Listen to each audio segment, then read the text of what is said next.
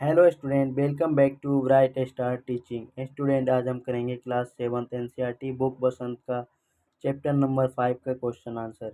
उससे पहले अगर आपने हमारे चैनल को सब्सक्राइब नहीं किया है तो साथ ही सब्सक्राइब कर दें और वीडियो को लाइक भी कर दें। तो चलिए शुरू करते हैं।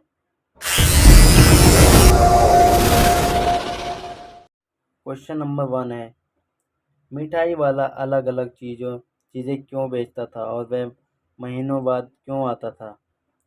मिठाई वाला जो है वो अलग अलग चीज़ें क्यों बेचता था, वो हर महीने बाद ही क्यों आता था। तो इसका उत्तर होगा, बच्चे एक ही चीज़ से उगता ना जाए इसलिए वह बच्चों को पसंद आने वाली अलग अलग चीज़ें बदल बदल कर बेचता था। दूसरा, वह महीनों बाद इसलिए आता था क्योंकि वह अपने फ़ायदे की चिंता नहीं करता था। अपना ही धन लगाने के कारण वस्तुओं के इंतज़ाम में उसे समय लग जाता था। बच्चों की उत्सुकता और अपने मन की संतुष्टि लिए बच्चों की मनपसंद चीज़ें बेचा करता था। क्वेश्चन नंबर 2 है, मिठाई वाले में वे कौन से गुण थे जिनकी वजह से बच्चे बड़े भी उसकी ओर खींचे चले आते थे। जो मिठाई वाला था उसके उसमें क्या ऐसे गुण थे जो बच्चे खींचे चले आते थे, बच्चे के साथ साथ बड़े भी। तो इसका उत्तर होगा, मिठाई वाला का मधुर आवाज़ में गा गा कर अपनी चीज़ों की विशेषताएं बताना, बच्चों की मनपसंद चीज़ें लाना, लाभ कमाने के चक्कर में न रहना, बच्चे से अपनत्व, कोमल और प्रेम पूर्ण व्यवहार दर्शाना आदि ऐसी विशेषताएं थी कि बच्चे बड़े भी उसकी ओर खींचे चले आते थे। क्वेश्चन नंबर 3 है, विजय बाबू एक ग्राहक थे और मुरली वाला एक विक्रेता। दोनों अपने अपने पक्ष के समर्थन में क्या तर्क पेश करते हैं। तो इसका उत्तर होगा, एक ग्राहक के तौर पर विजय बाबू तर्क देते हैं कि दुकानदार को झूठ तथा दाम बढ़ाकर बोलने की आदत होती है।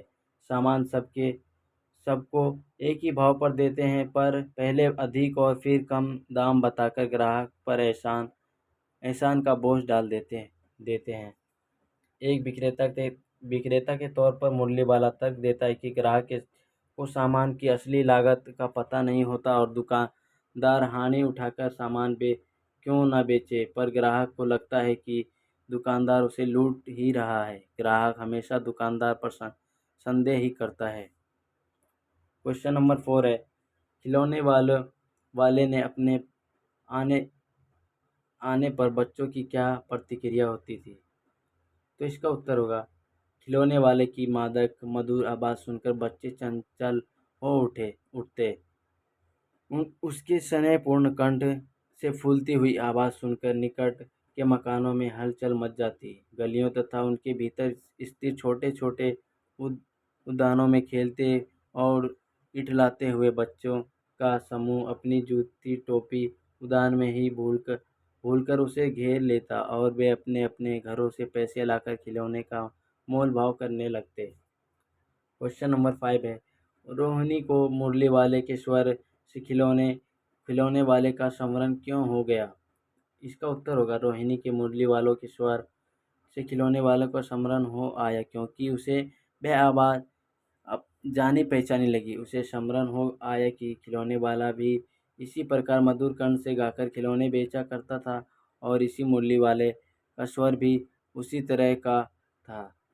ये भी ठीक वैसे ही मधुर आवाज़ में गा गा कर मुरलियाँ बेच रहा था। दोनों के बेचने का अंदाज एक समान था। क्वेश्चन नंबर 6 है, किसकी बात सुनकर मिठाई वाला भावुक हो गया था। उसने इस वाक्यांशों व्यवसायों को अपनाने का क्या कारण बताया। तो इसका उत्तर होगा, मिठाई वाला रोहिणी की बात सुनकर भावुक हो गया था।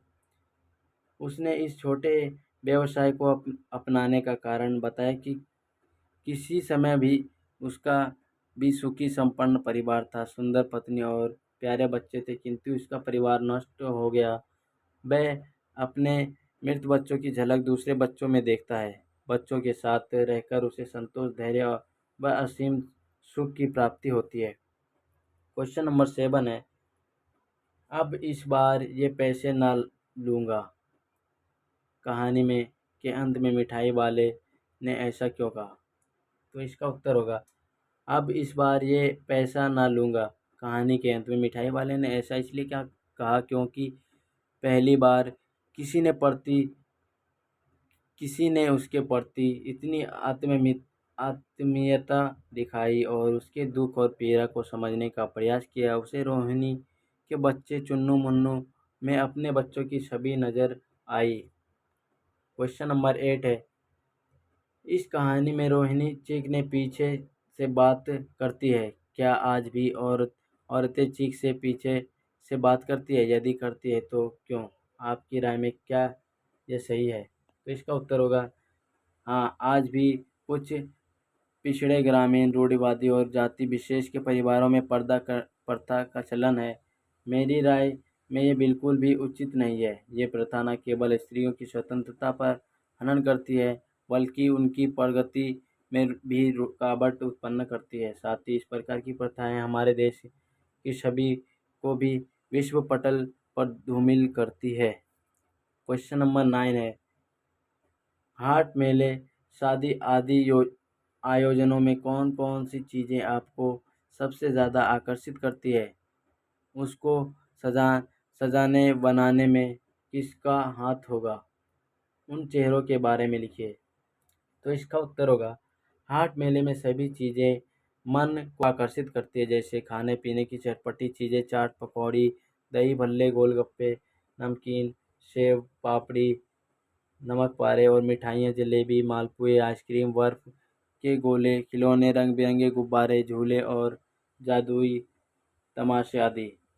इन हाट मेलों में को सजाने में कारीगरों, मजदूरों और उनके घर की महिलाओं और बच्चों का भी सामान्य रूप से हाथ होता है। इन सभी चेहरों के पीछे उनकी मेहनत, थकान, कार्यकुशलता, कारीगरी, व्यस्तता और कुछ आर्थिक लाभ पाने की छिपी इच्छा रहती है।